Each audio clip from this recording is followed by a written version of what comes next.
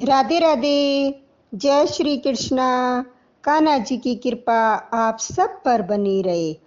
मैं सुषमा आपके अपने चैनल कान्हा प्रेम में आपका हार्दिक स्वागत करती हूँ। आज मैं आपको बैसाख मास में सुनी जाने वाली गणेश जी और एक कंजूस औरत की कथा सुनाती हूँ। उसके बाद बैसाख मास महात्म्य में सुनेंगे। अगर आप चैनल पर नए हैं तो प्लीज कान्हा प्रेम चैनल को सब्सक्राइब करें और कमेंट बॉक्स में राधे राधे जरूर लिखें। आइए अब कथा शुरू करते हैं। एक गांव में एक किसान था। उसके पास अच्छी खेती थी और उसने बहुत सारी गायें भी पाल रखी थी। वह गायों का दूध बेचकर अच्छी कमाई कर लेता था। हरीश मन से बहुत उदार था। वह गणेश भगवान जी की पूजा करता और व्रत रखता था। एक दिन गणेश भगवान से कहता है कि हे गणपति बाबा, मैं आपके नाम की भक्ति करता हूँ और आपके व्रत भी रखता हूँ, किंतु आप मुझसे नाराज रहते हैं। आप मुझे कभी सपने में दर्शन नहीं देते। सौभाग्य से जिस दिन हरीश गणपति जी से यह शिकायत करता है, उसी दिन गणपति बाबा उसके सपने में आते हैं और कहते हैं, हरीश, मैंने तेरे घर में धन धान्य के भंडार भर रखे हैं और तू है कि मुझे भोजन नहीं कराता। हरीश कहता है, भगवान, आप मेरे घर तो पधारिए। मैं 56 तरह के पकवान बनाकर आपको खिलाऊंगा और बड़े बड़े मोदक भी बनवाऊंगा। गणेश जी कहते हैं, मोदक तो मुझे सभी खिलाते हैं, मैं तो तुम्हारी गायों के दूध से बनी खीर खाऊंगा, साथ ही पूड़ी और आलू की सब्जी का स्वाद भी चखना है। तो हरीश कहता है, भगवान, मैं ये सब बनवा दूंगा, आप मेरे घर भोजन करने कब आएंगे? तो गणेश जी कहते हैं, मैं इस बुधवार को तुम्हारे घर भोजन करने आऊंगा।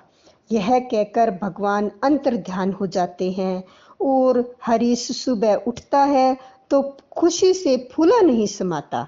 वह अपने सपने के बारे में अपनी पत्नी लता को बताता है और वह हंसने लगती है। वह कहती है कि ये तो सपना था, कभी भगवान भी किसी के घर भोजन करने के लिए आते हैं? तो हरीश कहता है कि नहीं नहीं, भगवान ने मुझे खुद कहा है कि वह मेरे घर भोजन करने के लिए आएंगे। तो लता कहती है, छोड़ो जी सपनों की बातें, कभी सपने भी सच होते हैं। वैसे भी इस कलयुग में पैसा ही भगवान है, इसलिए आप अपने काम पर ध्यान दो ताकि घर में ज्यादा से ज्यादा पैसा आए। हरीश की पत्नी लता बहुत कंजूस औरत थी और घर धन धान्य से भरपूर था, फिर भी 24 घंटे उसे पैसों की पड़ी रहती थी। उसकी कंजूसी हरीश ही नहीं बल्कि उसकी गायें भी समझती थी। इसलिए तो उसकी बातें सुनकर उसकी 2 गायें, उनका नाम था मीरा और गोरी, हंसने लगी और कहती है, कंजूस कहीं की, भगवान को छोड़ पैसे को ही भगवान समझती है। इस कंजूस औरत की हद तो देखो, वह हमारा सारा दूध निकाल लेती है और हमारे बछड़े बेचारे भूखे रह जाते हैं। यह कहते कहते मीरा की आंखों से आंसू टपकने लगते हैं और वह फूट फूट कर रोने लगती है। उसे देखकर दूसरी गाय जिसका नाम गोरी था वह भी उदास हो जाती है और कहती है, रो मत बहन, मालिक की तरह तू भी गणेश भगवान पर विश्वास रख, देखना एक दिन मालिक की भक्ति जरूर रंग लाएगी। भगवान गणेश हमारी मालकिन को भी गणेश भगवान मालिक की तरह दयालु बना देंगे। दूसरी गाय कहती है, पता नहीं वह दिन कब आएगा बहन, गणेश भगवान जल्दी आना। इस घर में मीरा और गोरी की यह पुकार सुनकर स्वर्ग में बैठी भगवान गणेश की दोनों पत्नियां रिद्धि और सिद्धि उनसे कहती हैं, स्वामी, इस लता की तो कंजूसी की हद पार हो गई है। देखो तो, ज्यादा दूध पाने के लालच में गौ माता के थनों से सारा दूध निचोड़ लेती है और उनके बच्चे भूखे तड़पते रह जाते हैं। इंसान के हृदय में दया धर्म नहीं रहता, पर यह लता जल्दी ही इस जाल से मुक्त हो जाएगी। तो गणेश भगवान जी ये बात कहते हैं तो वो रिद्धि सिद्धि कहती है, स्वामी आप तो अपने इस भक्त के घर भोजन करने जाने वाले थे, उसका क्या हुआ? तो भगवान कहते हैं, मैं तो भोजन करना चाहता हूँ, किंतु कंजूस पत्नी भोजन नहीं कराना चाहती, और मैं उसके घर भोजन करने अवश्य जाऊंगा। लेकिन मैं भोजन करने जब जाऊंगा जब दोनों पति पत्नी भोजन कराने के लिए राजी होंगे। कुछ समय बीत जाता है और हरीश सच्चे मन से भगवान गणेश की भक्ति में लीन रहता है। हरीश गणेश जी की भक्ति के साथ साथ अपनी खेती, अपनी गायों का भी पूरा ख्याल रखता है। गाय के बछड़ों को कमजोर होता देख एक दिन हरीश लता से कहता है, अरे भाग्यवान, तुम गायों के थनों से सारा दूध निचोड़ लेती हो। अरे इतना दूध तो छोड़ दिया करो कि इनके बछड़े भूखे ना रहे। पशु दूध के लिए तो पाल रखे हैं और दूध ही तुम छोड़ती नहीं हो। हमें इन तो लता कहती है कि हमें इन बछड़ों की चिंता करने की कोई जरूरत नहीं है, घास फूस खाकर अपना पेट भर लेंगे। यह कहकर लता वहां से चली जाती है और गाय तथा उसके बछड़े उदास चेहरे लिए हरीश की तरफ देखने लगते हैं। तो हरीश कहता है, तुम्हें परेशान होने की कोई जरूरत नहीं, भगवान गणेश है ना, वे सब ठीक कर देंगे।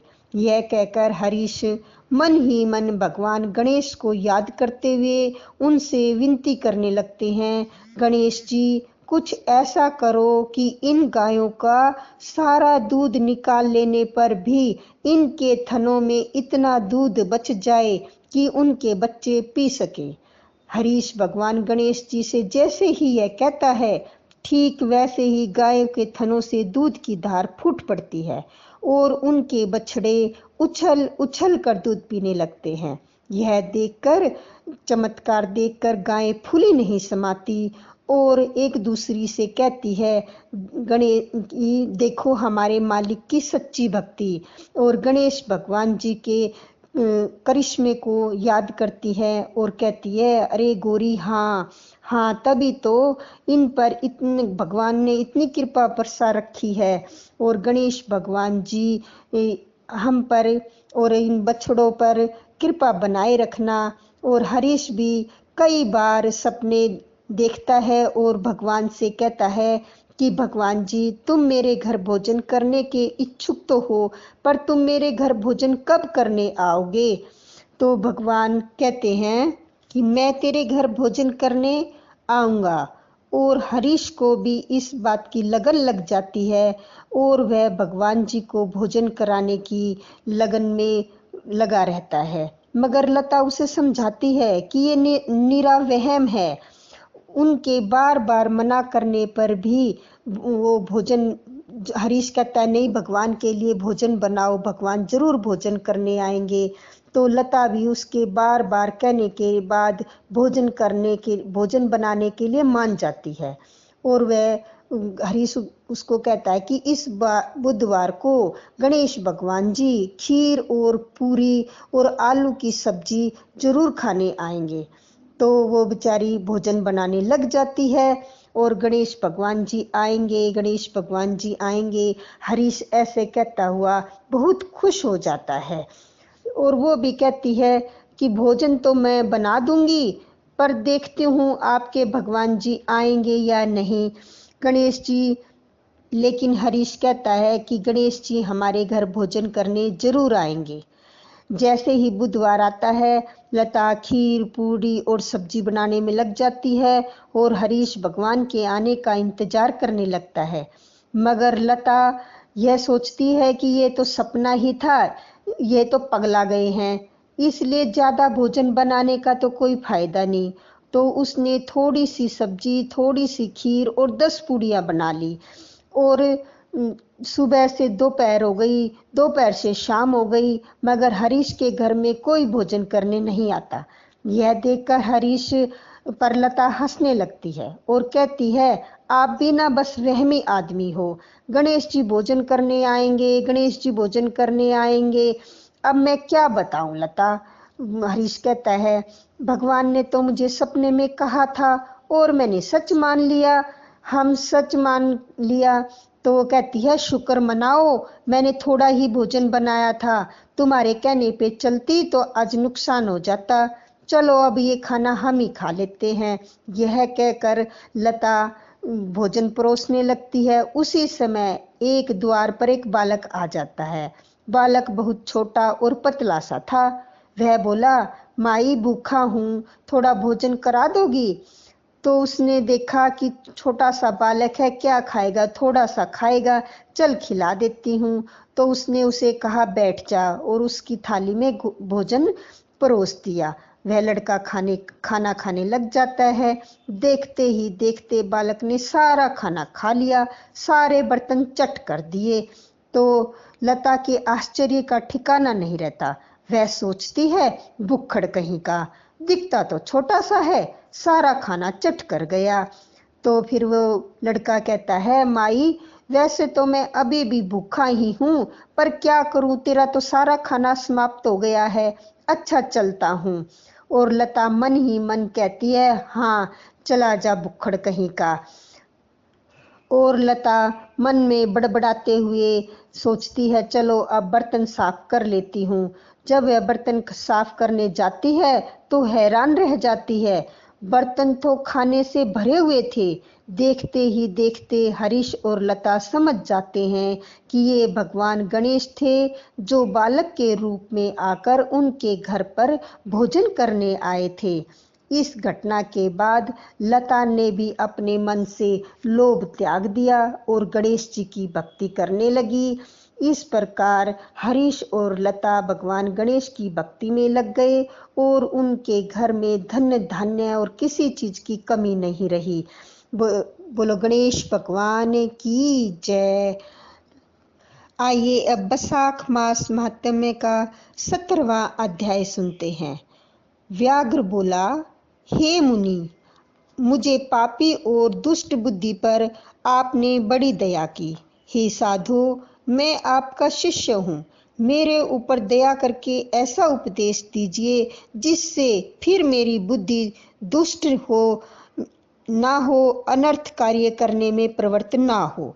व्याघ्र की ऐसी बातें सुन शंख मुनि बोले, हे व्याघ्र, यहाँ धूप बहुत सताती है, न यहाँ छाया है न पानी। कहीं दूसरी छाया की जगह में चलकर जल पीकर स्वस्थ चित्त हो तुम्हारे सामने विष्णु भगवान के माधव मास का महात्म्य, जो पाप नाशक है, वर्णन करूंगा। मुनि की यह बात सुन व्याघ्र वहां से थोड़ी दूर पर एक निर्मल सरोवर पर ले चला गया, जहां पर जल के जीव बुगला, राजहंस आदि तथा मगरमच्छ आदि सरोवर की शोभा दे रहे थे, तथा कुमुदिनी, कोकनद और अनेक प्रकार के कमल शोभा दे रहे थे। भोरे गुंजार कर रहे हैं, पक्षी करवल कर रहे हैं। किनारे पर बांस के वृक्ष तथा बड़, कदम, इमली तथा सुगंधित वृक्ष आदि चारों ओर सुशोभित हो रहे हैं।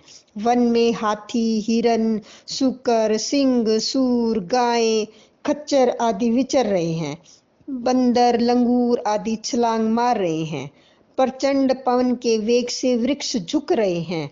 मुनि ने उस रमणीक सरोवर में जाकर स्नान किया और वस्त्र धारण कर नित्य कर्म पूजा आदि से निश्चित हो फल खाए। फिर शंख मुनि सुख पूर्वक बैठ व्याघ्र से पूछने लगे कि तुम कौन से धर्म को सुनने की इच्छा करते हो। धर्म बहुत हैं और उनके करने की विधि भी अलग अलग है। इसमें से बैसाख धर्म थोड़ा है मगर अत्यंत फलदायक है। मेरे मन में जो पूछने की इच्छा हो पूछो। तब हाथ जोड़कर व्याघ्र बोला, हे महाराज, मुझे कौन सा कर्म करने से तपोगुणमयी यह व्याघ्र योनि मिली और किस कर्म से मेरी ऐसी बुद्धि हो गई जो महात्मा की संगति हुई। हे प्रभु, यदि आपकी मेरे ऊपर कृपा है तो यह सब वृत्तांत मुझसे कहिए। यह सुन शंख मुनि कहने लगे, हे व्याघ्र, तू साकाल नगर के पहले वेद पाठी ब्राह्मण था। तेरा नाम स्तंभ था और श्री वत्स गोत्र में तेरा जन्म हुआ था। एक वैश्या से तेरा प्रेम था। उसी की संगति के दोष से तू नित्य कर्मों का परित्याग कर शूद्र के समान घर आता था। इस प्रकार तुझ आचारहीन दुष्ट ने धर्म क्रिया त्याग दी। किंतु तेरी स्त्री ब्राह्मणी बड़ी रूपवती थी। वह वेश्या सहित तुझ नीच की सेवा करती थी और तुम दोनों की सेवा में लगी रहती थी। जब इसी तरह सेवा करते करते बहुत समय बीत गया, तब एक दिन तूने भैंसे का दूध, मूली खाई और शूद्रों के भक्षण करने की वस्तु निष्पाप और तिल खाए।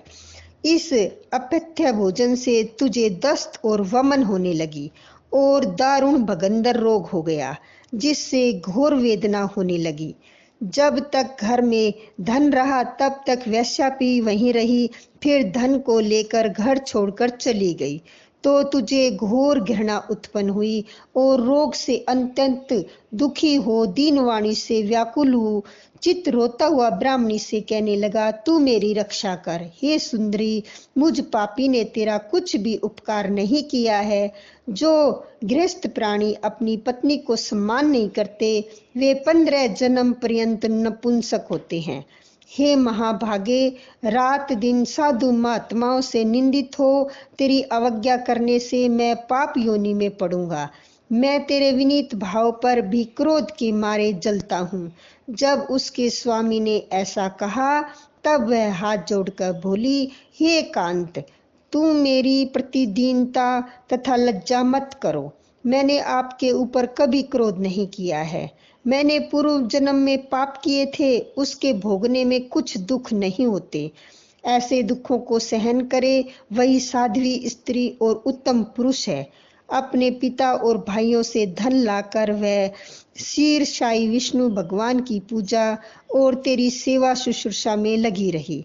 दिन रात मल मूत्र धोकर शुद्ध करके और तेरे जो कोड़ी पड़ गए थे उन्हें धीरे धीरे निकालती, रात दिन नींद त्याग तेरे दुख में दुखी हो कहने लगी, हे पितरेश्वरों, तुम मेरे पति की रक्षा कर, रोगहीन और पाप रहित करो। और चंडिका श्री गणेश जी, शनिचर जी से प्रार्थना करती थी कि मेरे पति निरोग होकर 100 वर्ष तक जीवित रहें। ऐसे वह देवी प्रतिदिन किया करती थी। तब एक दिन देवल नाम के मुनि बैसाख में गर्मी के मारे संध्या समय घर आए। तब तेरी स्त्री ने रोग नाशक वैद्य समझकर उनके चरण धोकर जल सिर पर छिड़क लिया और गर्मी से व्याकुल महात्मा को तेरी आज्ञा लेकर शरबत पिलाया, जिससे उनको शांति मिली। दिन निकलने पर वह मुनि जैसे आए वैसे ही चले गए। थोड़ी दिन बाद तुझे सन्निपात हो गया। तब तेरी स्त्री ने तिरकुटा पिलाया तो तूने उसकी उंगली काट ली और तेरी दांती बिछ गई। तू अपनी सुंदर सैया पर उसे वैश्या का ध्यान करता हुआ मर गया। तेरी रूपवती स्त्री यह देख अपना कंकण बेचकर बहुत सा ईंधन लाई, विशाल चिता बना, बीच में तुझे रख तेरे रोग पीड़ित शरीर का अग्नि संस्कार किया और स्वयं भी उसी अग्नि में जलकर सती हो गई। वह शरीर त्याग पति का आलिंगन कर तत्काल विष्णु लोक को चली गई। बैसाख में पानी का दान करने और चरण धोकर जल सिर पर छिड़कने से योगियों की सी दुर्लभ गति उसे मिल गई और तूने समस्त पापों से छूटने पर भी अंतकाल में वैश्या का स्मरण करने से देह त्याग कर घोर व्याग जन्म धारण किया। तुझे सदा हिंसा प्यारी है और चित्त में सदा उद्वेग रहता है।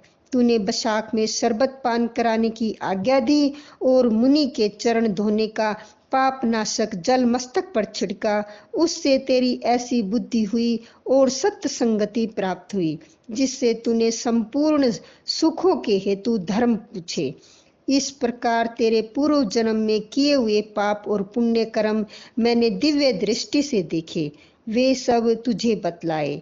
और जो कुछ तुझे गुप्त वार्ता पूछनी हो वह तू पूछ। तेरा मन शुद्ध हो गया है। हे महात्मते, तेरा कल्याण हो। ऐसा मुनि ने उसको आशीर्वाद दिया और इससे आगे का वृत्तांत हम अपने अगले अध्याय में सुनेंगे। राधे राधे, जय श्री कृष्णा।